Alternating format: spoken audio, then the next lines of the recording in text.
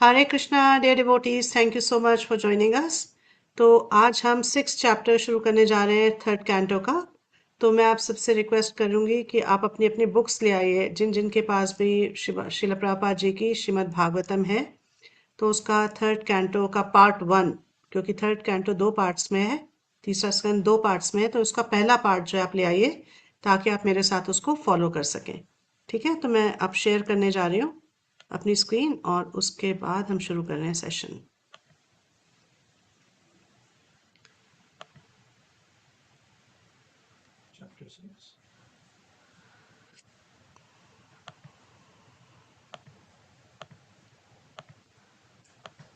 Okay, सो इस chapter का नाम है creation of the universal form या फिर विश्व रूप की सृष्टि। तो इसका इसमें ऑलमोस्ट आई थिंक 40 श्लोक हैं। इसका एक पार्ट अभी आज हम करेंगे और अगला पार्ट जो है वो नेक्स्ट टाइम करेंगे। ठीक है, तो मंगलाचरण के वर्सेस आ रहे हैं आपकी स्क्रीन पे, तो प्लीज आप मेरे साथ मंगलाचरण दोहराइए। ओम ज्ञानतिमिरान्धस्य ज्ञानाञ्जनशलाकया चक्षुरुन्मिलितं येन तस्मै श्रीगुरुवे नमः। श्रीचैतन्यमनोभीष्टं स्थापितं येन भूतले स्वयं रूपा कदा मह्यं ददाति स्वपदान्तिकम्।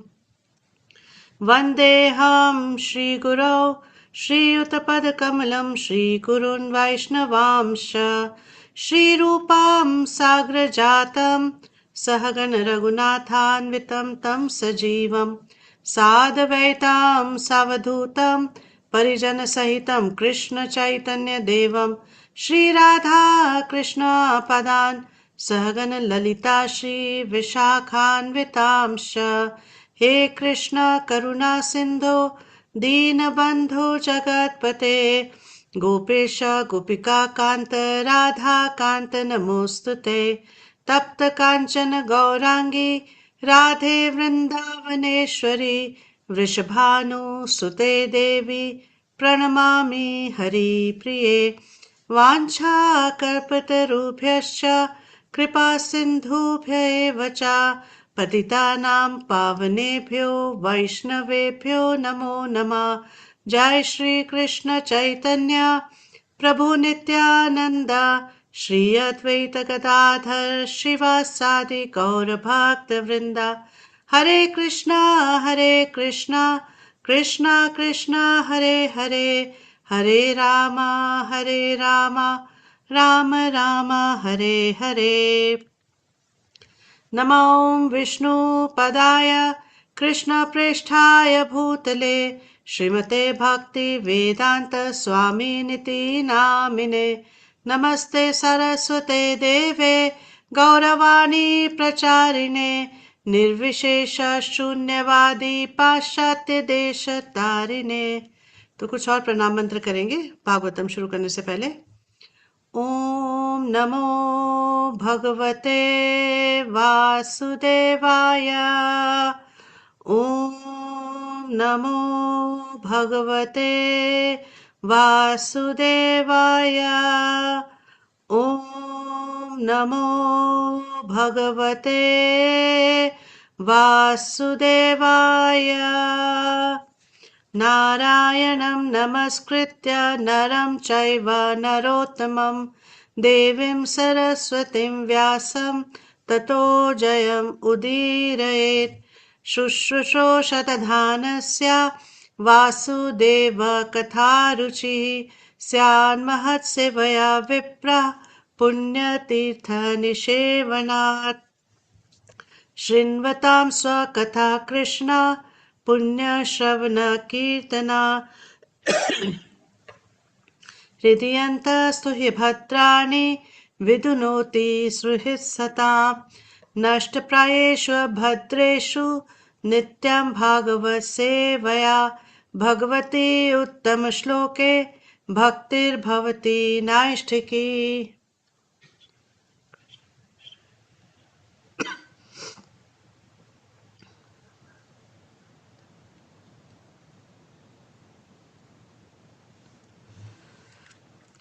ओके, सो थर्ड कैंटो का 6 चैप्टर। तो इसका ब्रेकडाउन इस तरह से है कि पहले 10 श्लोकों में मैत्रेय मुनि क्या डिस्क्राइब करेंगे कि किस तरह से जो विश्व रूप है ये कैसे मतलब इसका इसका डेवलपमेंट किस प्रकार से हुआ और क्यों ये विश्व रूप जो है एग्जिस्टेंस में आया, कैसे इसकी सृष्टि हुई, कैसे क्यों एग्जिस्टेंस में आया। फिर 11 से 26 तक ये बताएंगे कि किस तरह से अलग अलग देवी देवता जो है वो विश्व रूप से प्रकट हुए। फिर 27 से 34वें तक बताएंगे कि किस तरह से अलग अलग लोक, अलग अलग तरह के जीव, अलग अलग तरह के वर्ण जो है इस विश्व रूप से आए। और 35वें से 40वें में बताएंगे मैत्रेय मुनि जो है वो ये बताएंगे कि मेरा कोई अधिकार नहीं है, मेरे में ना तो ये कोई गुण है कि मैं भगवान के जो असीमित महिमा है उसका गुणगान कर सकूं। तो मैत्रेय मुनि अपनी जो है असहाय अवस्था को प्रकट करेंगे। तो आज जो है पहले से 26 श्लोक तक आज हम कवर करने की कोशिश करेंगे क्योंकि ये 2 सेक्शन है। और 11 से 26 इसलिए प्रभुपाद ने बहुत सारे श्लोकों में इनमें जो है कोई भी तात्पर्य नहीं दिया है। तो ये जो सेक्शन है बहुत टेक्निकल है। तो इसमें मतलब बस हम समझ थोड़ा सा हमें आइडिया लग जाएगा कि किस तरह से विराट रूप की सृष्टि होती है, लेकिन बहुत ज्यादा इसमें घुसने की जरूरत नहीं है। जो कोई भी प्रभा जी के तात्पर्य से मेन पॉइंट्स हैं वो आज मैं डिस्कस कर लूंगी। हाँ, तो इसमें मतलब अगर आप लोग को नहीं भी समझ में आ रहा है तो बहुत ज्यादा परेशान होने की जरूरत नहीं है। ठीक है, तो हम शुरू करते हैं। तो पहला श्लोक जो है उसमें क्या बताया जा रहा है, जो मैत्रेय मुनि जो है जो इसके बारे में बता रहे हैं कि इस तरह श्री भगवान ने महत तत्व जैसी अपनी शक्तियों के संयोग न होने के कारण विश्व के प्रगतिशील सृजात्मक कार्यकलापों की रुकावट के विषय में सुना। तो हमने लास्ट चैप्टर के एंड में सुना था कि कैसे जो अलग अलग देवता है वो भगवान के सामने क्या कर रहे हैं, प्रार्थना कर रहे हैं, अलग अलग प्रकार से प्रार्थना कर रहे हैं कि हमें अपनी सेवा समझ में आ गई है, लेकिन जब तक आप हम पे कृपा नहीं करेंगे हम अपनी सेवा नहीं कर पाएंगे, हम अपने इस दायित्व को पूरा पूरा नहीं कर पाएंगे। तो अब 6 चैप्टर इससे शुरू हो रहा है कि देवताओं की जो प्रेयर्स हैं वो 5th चैप्टर में खत्म हो गई, एंड हो गई हैं। अब भगवान ने क्या किया, भगवान ने सारे जो देवी देवता जो आए थे, जो मतलब बेसिकली ये कौन देवता है, ये वो देवता है जो ये एलिमेंट्स को रिप्रेजेंट करते हैं, ये वो देवता है। तो वो उनकी प्रार्थना सुनने के बाद, हाँ, और क्या प्रार्थना थी, उन्होंने कहा कि मतलब जितने भी जो तत्व है, एलिमेंट्स हैं, वो सब तो प्रकट हो गए। आपने महातत्व अपने प्रधान पे दृष्टिपात किया, उससे महातत्व जो है वो बन गया, प्रधान जो है उसमें विकार आया, महतत्व बन गया। लेकिन अब जो है सारे जितने भी तत्व हैं वो अलग अलग है। मतलब कि जैसे कि अहंकार अलग है, हाँ, महतत्व अलग है, और 5 तन मात्राएं अलग हैं, हाँ, पांच जो 5 एलिमेंट्स हैं, हाँ, वो अलग पड़े हैं, और ज्ञानेंद्रिय अलग है, हाँ, और मन जो है वो अलग है, सब अलग अलग है, पृथक पृथक है। तो हम कैसे करें अपना कार्य, हमें समझ नहीं आ रहा। तो भगवान ने जैसे इनकी ये प्रार्थना को सुना तो 2nd श्लोक में हम देखते हैं भगवान क्या करेंगे। भगवान कहते हैं, मैत्रेय मुनि कहते हैं, तब परम शक्तिशाली श्री भगवान ने अपनी बहिरंगा शक्ति देवी काली सहित 23 तत्वों के भीतर प्रवेश किया, क्योंकि वे ही विभिन्न प्रकार के तत्वों को सम्मिलित करते हैं। तो भगवान ने क्या किया, हाँ, अपनी मटेरियल एनर्जी, अपनी बहिरंगा शक्ति जो कि काली है, हाँ, और किसको रिप्रेजेंट करती है, समय को या टाइम को रिप्रेजेंट करती है, हाँ, वो उन्होंने क्या किया, इन सारे 23 जो अलग अलग तत्व थे इनमें प्रवेश किया। तो जब उन्होंने प्रवेश किया तो ये सारे तत्व क्या हुए, इकट्ठे हो गए। तो ऐसा मतलब मैत्रेय मुनि बता रहे हैं। तो प्रभुपाद जी अपने तात्पर्य में बता रहे हैं कि भगवान जो है मतलब ये अपनी जो जो काली है ये भगवान का रिप्रेजेंटेटिव है। तो भगवान जो है भगवत गीता में कहते हैं कि मैं क्या हूँ, मैं कालोस्मी, मैं समय हूँ। तो यहाँ पे जो ये भगवान की जो शक्ति है ये काली के रूप में, हाँ, इनको इसमें इस शक्ति ने इन सारे तत्वों को जो विलग विलग थे बिल्कुल उनमें प्रवेश किया, और उनके प्रवेश करने से ये सारे तत्व जो है इकट्ठे हो गए। ठीक है, तो ऐसे इसको हमने समझना है। तो प्रभुपाद जी भी अपने तात्पर्य में इसी बात को एक्सपैंड कर रहे हैं। आप टेक्स्ट 3 में देखते हैं। टेक्स्ट 3 में बोलते हैं, इस तरह जब श्री भगवान अपनी शक्तियों से तत्वों के भीतर प्रविष्ट हो गए, कैसे प्रविष्ट हुए, अपनी बहिरंगा शक्ति के द्वारा इन तत्वों के भीतर प्रविष्ट हो गए, तो सारे जीव जीवंत होकर विभिन्न कार्यों में उसी तरह लग गए जिस तरह कोई व्यक्ति निद्रा से जागकर अपने कार्य में लगता है। तो क्या हुआ? तो जितने भी जीव थे वो क्या हुए? वो एकदम से उनमें जैसे कि जैसे सो के कोई उठता है तो एकदम से कार्य करने लग जाता है, क्योंकि अभी तक सोया पड़ा है तो उसको कोई होश नहीं है। लेकिन जैसे उठता है तो मतलब उसकी चेतना दोबारा से उस लेवल पे आती, जागृत होती है और वो अलग अलग कार्यों पे लग जाता है। तो इसी तरह से जब भगवान ने अपनी शक्ति के द्वारा इन एलिमेंट्स में प्रवेश किया तो क्या हुआ? अलग अलग प्रकार की एक्टिविटीज होने लगी। तो प्रभुपाद जी अपने तात्पर्य में बताते हैं कि ये जो सारे मतलब जितनी भी जीव हैं वो क्या करते हैं? उनको अलग अलग रूप मिलता है, अलग अलग, जो कि भगवत धाम नहीं लौटे हैं। उनको क्या मिलता है? अलग अलग रूप मिलता है। और जब सृष्टि का अंत हो जाता है, प्रलय आती है, तो मतलब तो क्या होता है? ये जीव सारे के सारे जो है महाविष्णु में जाके पार्क हो जाते हैं, हाँ, और अगली सृष्टि का वेट करते हैं। तो अगली सृष्टि जब होती है, जब महाविष्णु जो है प्रधान पे दृष्टिपात करते हैं, तो अपनी दृष्टि से सारे जीवों को प्रधान में मतलब क्या करते हैं? इम्प्रेग्नेट कर देते हैं। तो प्रधान में क्या करते हैं? गर्भित कर देते हैं। और उसके बाद क्या है? प्रधान में विकार आना शुरू होता है और वो महतत्व बनता है। और फिर क्या होता है? उसके बाद मतलब जब भगवान अपना एक्सपेंशन करेंगे गर्भोदक्षाय विष्णु की तरह, तो गर्भोदक्षाय विष्णु के अंदर ये सारे जीव चले जाएंगे और 1000 वर्षों के लिए वहां पर वेट करेंगे कि उनको नया शरीर मिले, नया मतलब नई योनि मिले, जिससे कि वो अपनी जो जितनी भी हमारी डिजायर्स होती हैं, पिछले जो हमारी इच्छाएं हैं, उसके बेसिस पे हमें नया शरीर मिलता है। ताकि भगवान क्या चाहते हैं कि आपकी ये इच्छा थी, चलो आप पूरी कर लो। आपकी बहुत इच्छा थी कि आप मीट खाओ, कोई बात नहीं, आपको ऐसा शरीर देते हैं जिसमें कि आपको मीट खाना आसान हो जाए। तो इस तरह से भगवान क्या करते हैं? हमारी इच्छाओं के साथ रेसिप्रोकेट करते हैं। तो जब एक शरीर का अंत होता है, जैसे प्रलय के समय सबका अंत हुआ, शरीर जितने भी जीव थे उनके शरीर मिला हुआ था, उस शरीर का जब अंत हुआ, तो जो जीव है वो सब कुछ भूल जाता है।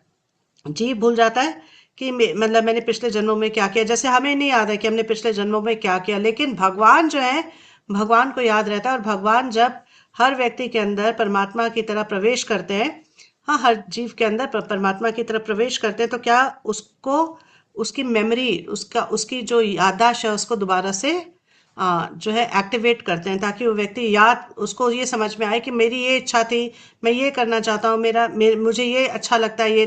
ये सारा कुछ कहाँ से आ रहा है? परमात्मा की कृपा से आ रहा है। तो बहुत सारी चीजें हम देखते हैं कि हर किसी जो व्यक्ति है उसकी नेचर अलग है, उसकी पसंद अलग है, उसके काम करने का तरीका अलग है, उसकी इच्छाएं अलग है। तो ये सब कहाँ से आ रही हैं? ये सब बहुत सारी चीजें जो हैं हमारे पिछले जन्मों से आ रही हैं, जिनको हम भूल चुके हैं, लेकिन भगवान परमात्मा स्वरूप में हमें याद दिलाते हैं। और क्यों याद दिलाते हैं? कई बार लोग बोलते हैं क्या जरूरत थी याद दिलाने की? इसलिए याद दिलाते हैं कि जब तक हम अपनी इच्छा से भगवान को नहीं चुनेंगे, तब तक हम, और जब तक इन डिजायर्स को या तो हम फुलफिल ना करें, या फिर इन डिजायर्स को हम भगवान की सेवा में जब तक डफटेल नहीं करेंगे, तब तक ये इच्छाएं हमें परेशान करती रहेंगी। तो भगवान नहीं चाहते हैं कि मतलब आप जो है ऐसे ही टाइम बिताते जाओ और आपकी जो इच्छाएं हैं वो सटल रूप में आपके अंदर है। भगवान क्या चाहते हैं? अपनी इच्छाओं को एक्नॉलेज करो और ये समझो कि ये इच्छा यहाँ पे पूरी नहीं हो सकती, और अगर होगी भी तो सुख का कारण नहीं है, आनंद प्रदान नहीं करेगी। तो इन इच्छाओं को मेरी सेवा में लगाओ। अगर आपको बहुत अच्छे कपड़े पहनने का शौक है, तो आप मुझे अच्छे कपड़े, अच्छे वस्त्र जो है ऑफर करो। तो इस तरह से मतलब हम हर इच्छा को भगवान की सेवा में डवटेल कर सकते हैं, और इसी वजह से भगवान हमें याद दिलाते हैं कि हमारी ये इच्छा थी। ठीक है। चौथे श्लोक में क्या हो रहा है कि जब परम पुरुष की इच्छा से 23 प्रमुख तत्वों को सक्रिय बना दिया गया, तो श्री भगवान का विराट विश्वरूप शरीर प्रकट हुआ। तो अब ये जो 23 जो एलिमेंट्स थे, जो कि पृथक पृथक थे पहले, और जो अब भगवान की बहिरंगा शक्ति की वजह से सब इकट्ठे हो गए हैं, तो जब वो इकट्ठे हुए तो क्या हुआ? भगवान का जो विराट रूप है, हाँ, वो मतलब उनसे वो विराट रूप जो है वो भगवान का प्रकट हुआ। तो इस विराट रूप का आप देखेंगे कि कभी आदि पुरुष कहा जाएगा, कभी विश्व रूप कहा जाएगा, कभी विराट रूप कहा जाएगा। तो अलग अलग नाम से इसको संबोधित किया जाता है, लेकिन ये तीनों का मतलब एक ही है। तो वो विराट रूप जो है वो प्रकट हुआ, और फिर क्या हुआ? फिर पांचवें में देखते हैं कि क्या हो रहा है। पांचवें में जो ही श्री भगवान ने अपने स्वांश रूप में विश्व के सारे तत्वों में प्रवेश किया, त्यों ही वे विराट रूप में रूपांतरित हो गए, जिन्हें जिसमें सारे ग्रह मंडल, समस्त चर तथा अचर सृष्टियां टिकी हुई हैं। तो क्या किया भगवान ने मतलब जैसे ही उस पे दृष्टिपात किया सारे एलिमेंट्स पे, तो उसके बाद विराट रूप जो है वो प्रकट हुआ। और विराट रूप जो है ये क्या बन गया? जितने भी लोग हैं, जितने भी मतलब चर अचर जीव हैं, सबके लिए एक रेस्टिंग प्लेस बन गया ये विराट रूप।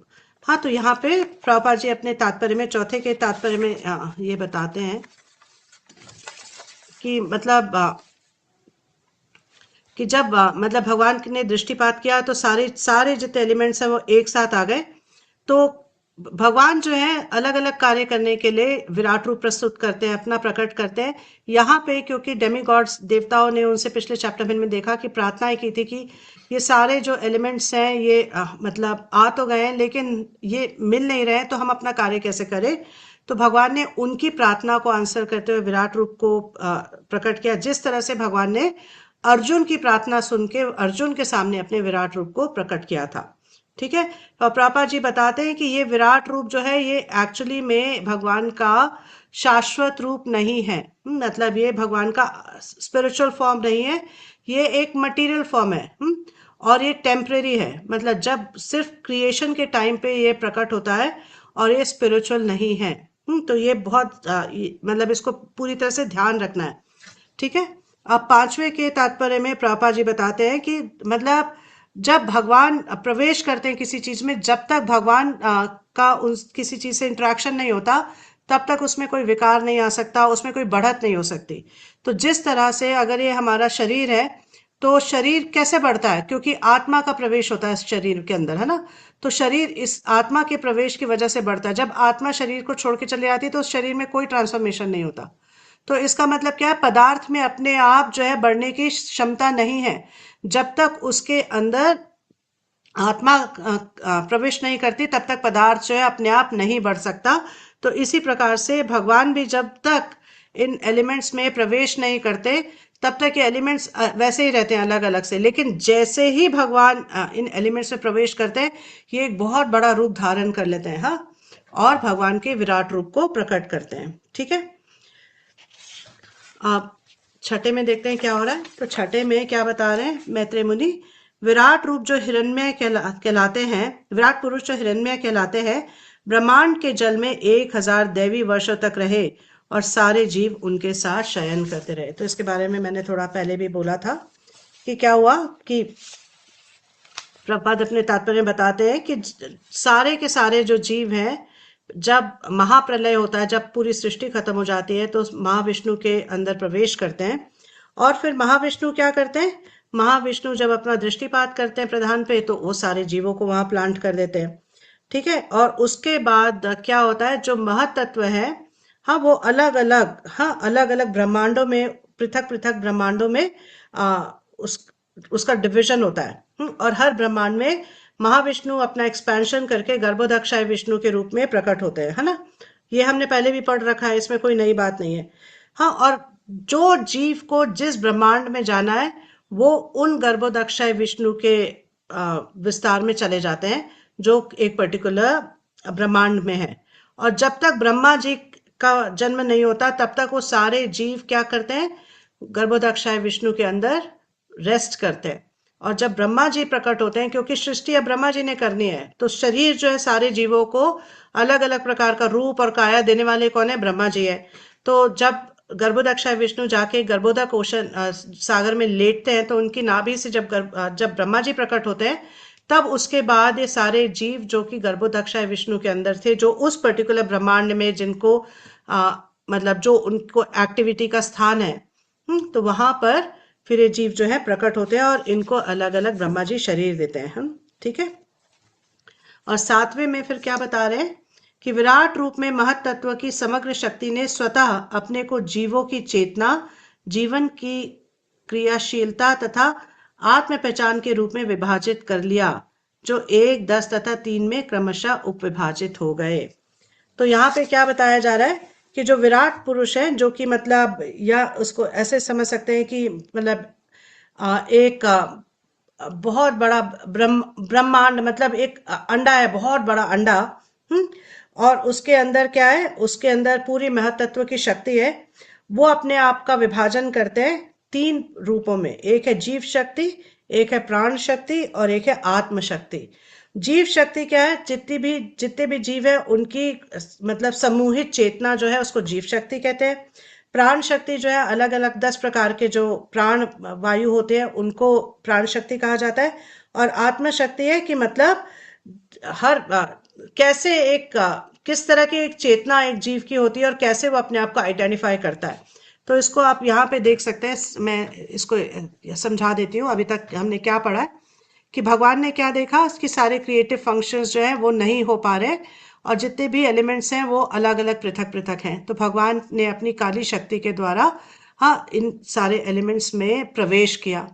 हाँ, तो जितने भी जीव थे जो कि सुप्त अवस्था में थे, अव्यक्त थे, हाँ सडनली क्या हुआ, उन जैसे ही भगवान ने प्रवेश किया विकार आना शुरू हुआ, और इस तरह से सारे कार्य शुरू होने लग गए, जिस तरह से कोई व्यक्ति सोने के बाद जगा हो।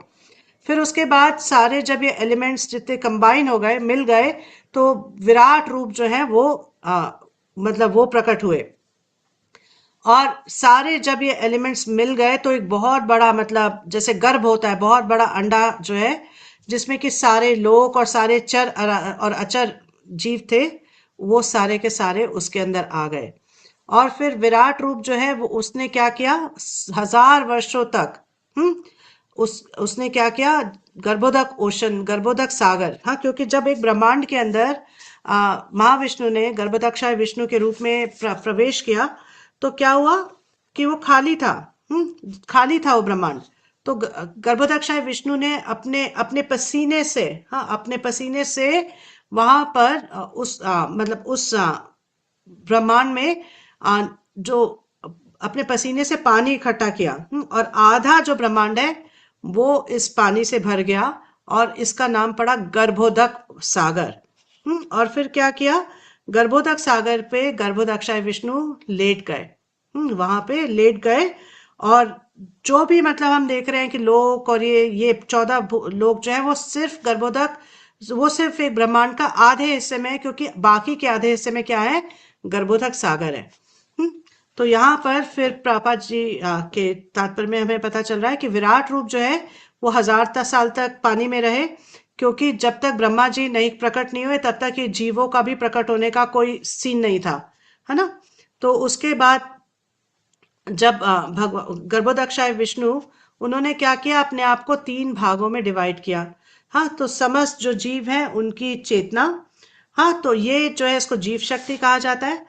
फिर क्या किया उन्होंने, जीवन की क्रियाशीलता, और जीवन की क्रियाशीलता यानी कि प्राण शक्ति, और फिर आत्म पहचान, यह है आत्म शक्ति। ठीक है, तो इस तरह से उन्होंने जो गर्भोदक्षाय विष्णु है, उन्होंने इस तरह से अपना विभाजन किया। ठीक है, तो ये विराट रूप को समझ सकते हैं कि विराट रूप क्या है, गर्भोदक्षाय विष्णु का एक अवतार है। लेकिन किस प्रकार का अवतार है, मटीरियल अवतार है, कोई स्पिरिचुअल अवतार नहीं है। तो इस तरह से हम इसको विराट रूप को समझ सकते हैं। 1 सेकेंड।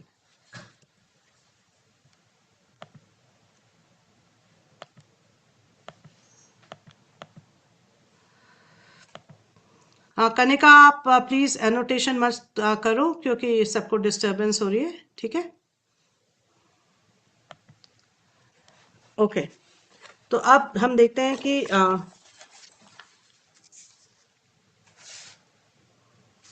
8वें श्लोक में क्या हो रहा है। तो 8वें श्लोक में क्या बता रहे हैं, परम भगवान का विश्व रूप प्रथम अवतार तथा परमात्मा का स्वांश होता है। वे असंख्य जीवों के आत्मा है, और उनमें सामूहिक सृष्टि भूत ग्राम टिकी रहती है, जो इस तरह फलती फूलती है। हाँ, तो क्या बता रहे हैं कि ये जो विराट रूप है क्या है, ये गर्भोदक्षाय विष्णु का पहला अवतार है, पहला अवतार है। और जितने भी जीव हैं वो उन पे रेस्ट करते हैं, वो उन पे टिकते हैं। तो ये बताया जा रहा है। ठीक है, अब 9वें में क्या बता रहे हैं कि विश्व रूप 3, 10 तथा 1 के द्वारा इस अर्थ में प्रस्तुत होता है कि वे श्री भगवान शरीर तथा मन और इंद्रियां हैं। वे ही 10 प्रकार की जीवनी शक्ति तथा द्वारा समस्त गतियों के गत्यात्मक शक्ति भी है, और वे ही एक हृदय है जहां जीवनी शक्ति सृजित होती है। तो यहाँ पे अब बताया जा रहा है कि बेसिकली ये जो विश्व रूप है, हाँ ये क्या है, मतलब ये किस तरह से अपना विभाजन कर रहे हैं। तो ये प्रभुपाद जी इसको एक्सप्लेन करते हैं कि ये जो विश्व रूप है इसको 3 तरीके से हम समझ सकते हैं, 3 तरीके से इसको रिप्रेजेंट किया जाता है। पहला है आध्यात्म, मतलब कि शरीर और मन और इंद्रियां, ये होता है अध्यात्म। दूसरा होता है आदिदेव। आदिदेव मतलब जो भी देवता इन मतलब इंद्रियों को कंट्रोल करते हैं वो है आदि देव। और आदिभूत क्या है? आदिभूत है जो स्थूल इंद्रियां होती हैं, हाँ स्थूल इंद्रियां उनके विषयों के साथ ये है आदिभूत। हाँ, और 10 क्या है? 10 प्रकार की प्राणवायु। और एक क्या है? हाँ, जहां एक है जीव, हाँ जहां से मतलब एक जो सोल है, आत्मा है, जीव है, वो है एक, हाँ जो कि हम देख सकते हैं जीव शक्ति एक है। ठीक है, तो अब आप स्क्रीन पे देख रहे हैं 10 प्रकार की प्राणवायु क्या क्या है। तो एक है प्राण, हाँ जिसमें कि नाक से जब हम सांस लेते हैं अपान, हाँ फिर सामान, फिर उड़ान, फिर व्यान, नाग, हाँ कृकार, कूर्म, देवदत्त और धनंजय। ये 10 प्रकार की वायु हमारे शरीर में, प्राणवायु हमारे शरीर में होती है। ठीक है, तो 8वां हमने पढ़ लिया है। अब हम 10वें को पढ़ते हैं। 10वें में क्या बताया जा रहा है? परम प्रभु इस विराट जगत की रचना का कार्यभार संभालने वाले समस्त देवताओं के परमात्मा हैं। इस तरह देवताओं द्वारा प्रार्थना किए जाने पर उन्होंने मन में विचार किया, तब उनको समझाने हेतु अपने विराट रूप को प्रकट किया, है ना। तो यहाँ पे मतलब हमने देखा, अभी तक हम ये देख रहे हैं कि देवताओं की वजह से भगवान ने क्या किया? अपना विराट रूप प्रकट किया। ठीक है, तो प्रभुपाद जी अपने तात्पर्य बताते हैं कि मतलब कई लोगों को लगता है कि जो ऐसे ही हो गया, ये बाय नेचर हो गया। हाँ, जब ऐसे देखते हैं तो मतलब उनको ये बात नहीं समझ में आती कि जब तक कोई जीवंत शक्ति किसी चीज में ना हो तब तक उसमें कोई विकार नहीं आ सकता, उसमें कोई बढ़त नहीं हो सकती। तो प्रभुपाद जी बताते हैं कि जैसे कि एक जो हमारा शरीर है, एक मनुष्य का भी शरीर है, वो तभी तक बढ़ता है जब तक उसमें आत्मा है। जब आत्मा उस शरीर से निकल जाती है तो उसमें कोई बढ़त नहीं होती। इसी तरह से इस पूरे जो ये पूरा ब्रह्मांड है, इसमें भी अलग अलग चीजों का प्रकट होना, अलग अलग तरह के विकार आने के लिए भगवान की शक्ति की जरूरत है। जब तक भगवान अपनी शक्ति को इसमें नहीं डालते तब तक इसमें कोई विकार नहीं आ सकता। लेकिन एक एक मामूली व्यक्ति के लिए बात समझ पाना मुश्किल है, बहुत मुश्किल है, क्योंकि भगवान का एक नाम है अधोक्षज, मतलब इनको अपने स्थूल इंद्रियों के द्वारा नहीं समझा जा सकता। भगवान को समझने का केवल एक तरीका है, वो है भगवान के बारे में श्रवण करके। और कहाँ से श्रवण करके? एक प्रमाणिक स्रोत, जो कि एक प्रमाणिक संप्रदाय में आ रहा हो, उस स्रोत से जो है श्रवण किया जाए। और किस मूड में किया जाए? बहुत विनम्रता से और बहुत सबमिसिव मूड में जब करा जाता है तब, हाँ उनकी इंस्ट्रक्शंस को फॉलो करने से हमें धीरे धीरे धीरे धीरे जब हमारे हृदय का शुद्धिकरण होता है तब हमें कोई बात समझ में आती है। तो प्रभुपाद जी इसके तात्पर्य में डॉक्टर फ्रॉग का एक उपमा दे रहे हैं। तो ये एक उपमा है जो प्रभुपाद जी बहुत यूज करते हैं कि जो मतलब जो स्कॉलर्स हैं, पीएचडीज हैं, कई बार वो इस यूनिवर्स को, इस ब्रह्मांड को एनालाइज करने की कोशिश करते हैं। तो प्रभुपाद जी कह रहे हैं कि ये ब्रह्मांड जो है, अभी हम देख सकते हैं कि मतलब कितना कॉम्प्लिकेशन है इसमें, हमें समझ ही नहीं आ रहा हो क्या रहा है। हाँ, इतना कॉम्प्लिकेशन है। तो ये ब्रह्मांड जो है ये इतनी आसानी से समझ में नहीं आता है। तो मतलब ये जो स्कॉलर्स हैं जिनको कि कोई भी मतलब जो प्रमाणिक संप्रदाय से नहीं है, जिन्होंने प्रमाणिक स्रोतों से नहीं सुना है, तो वो कैसे हैं? एक कुएं के मेंढक की तरह है। हाँ, तो एक कुएं के मेंढक को जब किसी ने आके बताया कि पता है जो पैसिफिक ओशन है वो कितना बड़ा है। हाँ, तो वो मेंढक क्या बताता है? ऐसा अपने आप को अपने अंदर सांस भर के फुला के दिखाता है, बोलता है इतना बड़ा है। तो कहते हैं नहीं नहीं, इससे तो बहुत बड़ा है। हाँ, तो इस तरह से वो कुएं का मेंढक जो है वो कंसीव ही नहीं कर पाता, क्योंकि उसका कुएं में रहने की आदत है। तो कंसीव ही नहीं कर पाता कि जो पैसिफिक ओशन है वो कितना बड़ा होगा।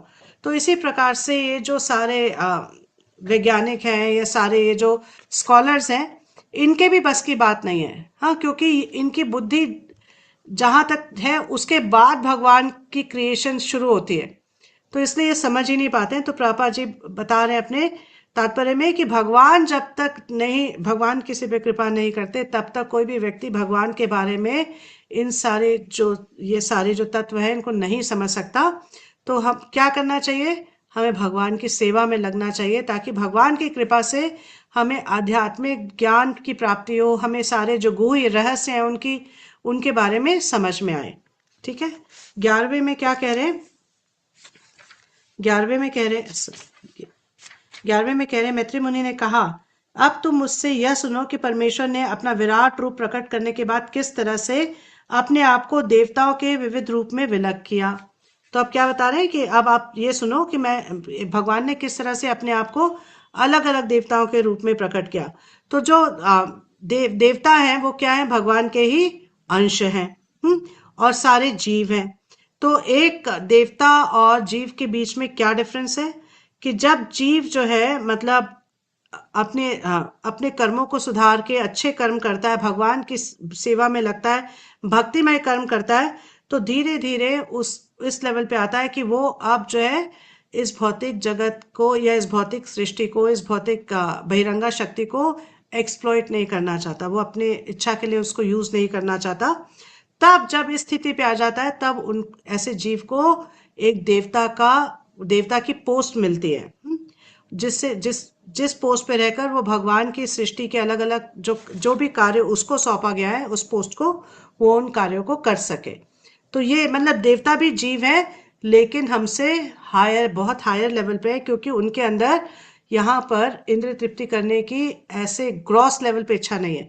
कुछ देवता हैं जिनके अंदर अभी भी इंद्र तृप्ति की थोड़ी सी इच्छा है, लेकिन हमसे फिर भी वो बहुत ऊपर लेवल पर है।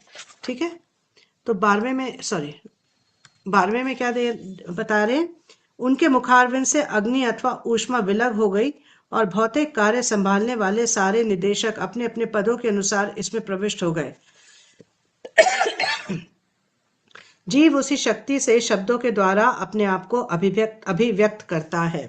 अब यहाँ पे अब हम देखेंगे कि अलग अलग जो है मतलब ये 26 तक श्लोकों में यह आएगा। हर श्लोक में ये बताया जाएगा कि कौन सा जो ऑर्गन है, हम यानी कि आदिभूत, हाँ वो कौन सा आदिभूत हमने देखा था कि ग्रॉस इंद्रिया है, मतलब स्थूल इंद्रिया, कौन सी स्थूल इंद्रिया प्रकट हुई, हाँ, और कौन सा मतलब उससे क्या, उसका क्या रोल था, और उसमें कौन, उसके साथ कौन से देवता उसने उस मतलब कौन से आदि देव है, कौन से देवता उसके इंचार्ज है, और वो जो इंद्रिया है जब प्रकट हुई तो उसका क्या कार्य है। हाँ, तो ये सारा मतलब यहाँ पे बेसिकली इस पूरे सेक्शन में मैत्रेय मुनि ये बताना चाह रहे हैं कि पहले हर कुछ किस में प्रकट होता है, विराट रूप में प्रकट होता है। जब विराट रूप में प्रकट होता है तो उसके बाद जीवों में प्रकट होता है।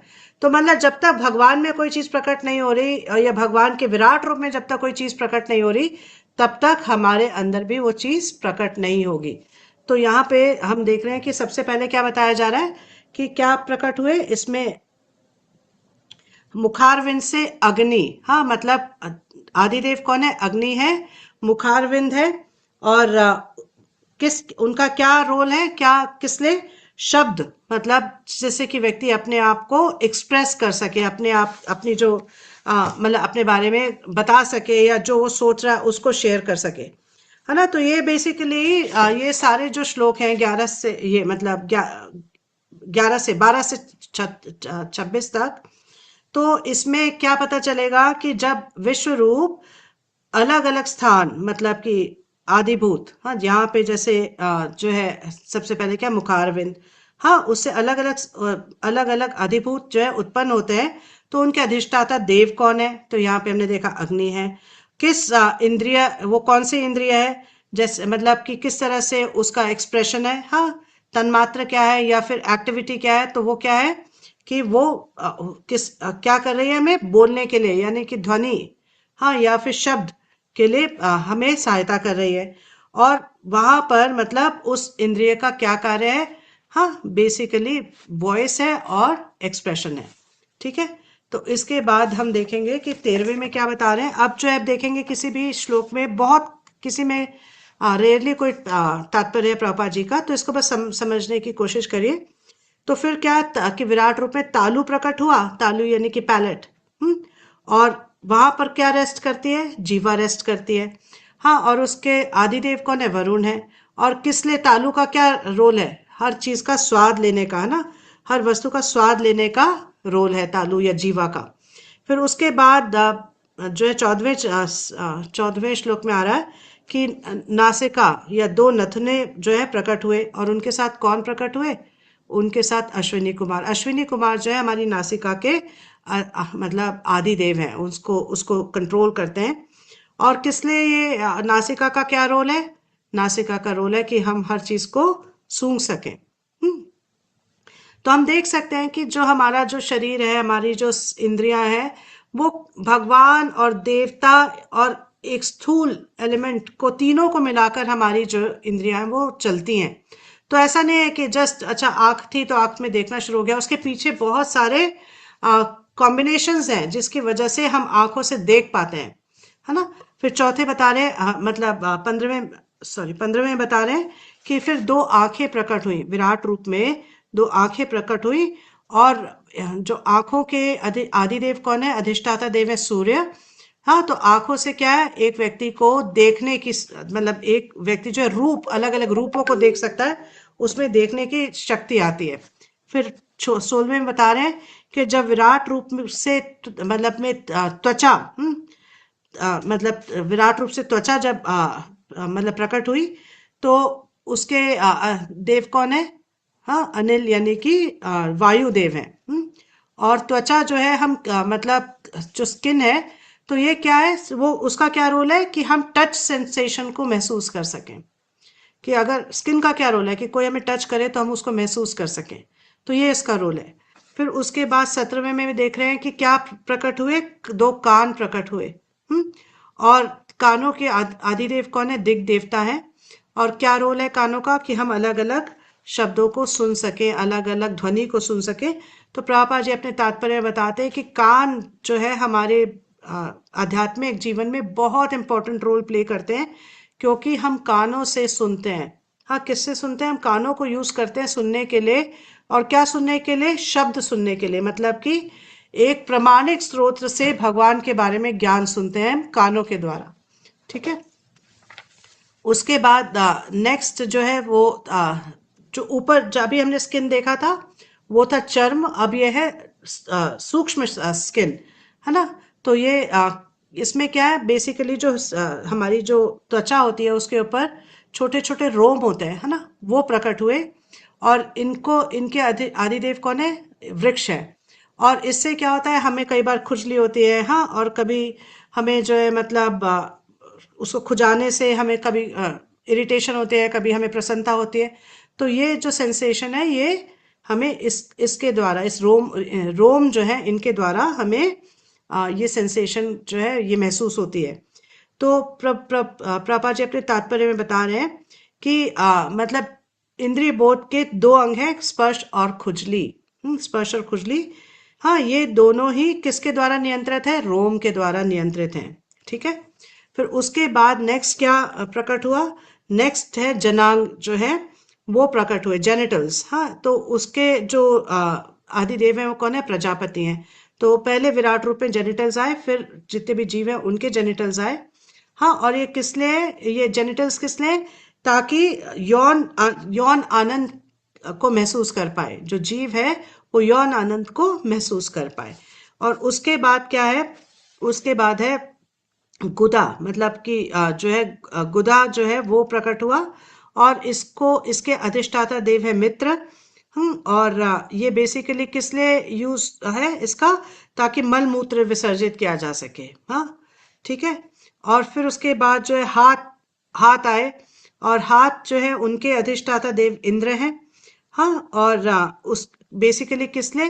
ताकि हम कुछ मतलब काम करके अपनी जीविका चला सकें। तो जैसे कोई काम कर सके, कुछ सेल कर सके, कुछ बाय कर सके और अपनी जीविका चला सके। फिर उसके बाद 22वें श्लोक में क्या बता रहे हैं कि पांव प्रकट हुए। हाँ, जो ये विराट रूप है इनमें पांव प्रकट हुए और इनके विष्णु नाम के जो देवता हैं वो इसके अधिष्ठाता देव हैं। ये श्री भगवान विष्णु नहीं है। हाँ, ये विष्णु नाम के देवता है उपेंद्र। हाँ, और इनसे इनका मतलब इनसे क्या हुआ कि जीव जो है कहीं भी जा सकता है, जहां उसकी इच्छा है वो वहां चल के जा सके, इसलिए विराट रूप में ये पांव आए। और उसके बाद बुद्धि, बुद्धि जो है विराट रूप की बुद्धि जो है पृथक रूप से प्रकट हुई। और बुद्धि के अधिष्ठाता देव कौन है? ब्रह्मा जी हैं, क्योंकि ब्रह्मा जी जो है वेदों का ज्ञान सबको देते हैं। तो इसीलिए हाँ, वेदों के स्वामी है, इसलिए इसके अधिष्ठाता, बुद्धि के अधिष्ठाता देव ब्रह्मा जी हैं। और इससे क्या होता है, हम समझ सकते हैं कि मतलब हर वस्तु का जो अनुभव है उसको एक्सपीरियंस कर सकते हैं, उसको समझ सकते हैं। फिर नेक्स्ट 24वें श्लोक में बता रहे हैं कि हृदय, हृदय प्रकट हुआ। और हृदय जो है मतलब बेसिकली मन जो है यहाँ पर रेस्ट करता है। हाँ, हृदय जो है इसमें और हृदय के अधिष्ठाता देव कौन है? मून, यानी कि चंद्र। तो चंद्र जो है वो मन के अधिष्ठाता देव हैं। और इससे क्या होता है कि एक व्यक्ति अलग अलग प्रकार के जो मेंटल एक्टिविटीज हैं उसको कर सके, मानसिक क्रियाओं को कर सके। हाँ, कि ये कैसे होना चाहिए, वो कैसे होना चाहिए, अलग अलग प्रकार से मानसिक क्रिया कर सके। फिर नेक्स्ट 25वें श्लोक में बता रहे हैं कि अब उसके बाद नेक्स्ट क्या है? भौतिकवादी अहंकार ये प्रकट हो रहे हैं। और इसके अधिष्ठाता देव है रुद्र, मतलब शिव जी अपने आप को एक्सपैंड करते हैं रुद्र के रूप में। और रुद्र जो है ये मटेरियल ईगो या फिर भौतिकतावादी अहंकार के अधिष्ठाता देव हैं। तो इससे, इस ईगो के प्रकट होने से या इस अहंकार के प्रकट होने से हम क्या करते हैं, अपने आप को अलग अलग तरह से आइडेंटिफाई करते हैं कि मैं कौन हूँ। तो और जब हम अपने आप को इस तरह से आइडेंटिफाई करते हैं तो अपने लक्ष्य, जो हमारा लक्ष्य है उसके अलग अलग जो कार्य हैं, उसके अलग अलग कर्तव्य हैं, उसको पूर्ण कर पाते हैं। और फिर 26वें में बता रहे हैं कि फिर क्या हुआ कि चेतना, चेतना जो है वो प्रकट हुई। और ये किसमें है? ये सत्व में, मतलब ये महातत्व की चेतना है। ये मोस्टली क्या है? सत्व में है। हाँ, और ये टोटल एनर्जी को रिप्रेजेंट करती है। हाँ, और जो हमारे अंदर ये किस चीज को रिप्रेजेंट करती है? चित्त को। चित्त, जब हम सुनते हैं चेतो दर्पण मार्जनम, मतलब चित्त जो है वो एक्चुअली हार्ट भी नहीं है, मन भी नहीं है। वो एक हमारी कॉन्शियसनेस का एक हिस्सा है जिसको चित्त कहते हैं। और इसकी वजह से, चित्त की वजह से हम जो है बहुत एक स्पेसिफिक नॉलेज को एक्सपीरियंस कर पाते हैं और इसको समझ पाते हैं। तो आज जो ये सेक्शन है यहाँ पे ख़त्म हो रहा है। तो मैं यहाँ पे मतलब ये सारे श्लोक हमने कर लिए हैं। तो यहाँ पे मैं अपनी स्लाइड्स शेयर को बंद करती हूँ। अब किसी का, आप लोग बहुत कंफ्यूज दिख रहे हैं तो अच्छा सा लग रहा है मुझे देख के कि आप लोग कंफ्यूज हैं, क्योंकि ये सेक्शन कंफ्यूज कर मतलब आसान नहीं है इसको समझना। तो इससे हम समझ सकते हैं कि मतलब ये जो भौतिक जगत है वो कितना ज़्यादा मतलब कॉम्प्लिकेटेड है। हाँ, तो क्यों ना के एक जीव यहाँ पे फंसेगा इतनी कॉम्प्लिकेटेड जगह पे। तो क्या करना चाहिए? हमें भगवत भक्ति करके यहाँ से निकल के अपने एक्चुअल जो हमारी पोजीशन है, अपने स्वरूप में स्थित हो जाना चाहिए, भगवान के पास लौट जाना चाहिए। भगवान के पास लौटने के बाद ये सब सरदर्दी में हमें इन्वॉल्व होने की जरूरत नहीं है, ये सिर्फ भौतिक जगत में हो रहा है। ठीक है।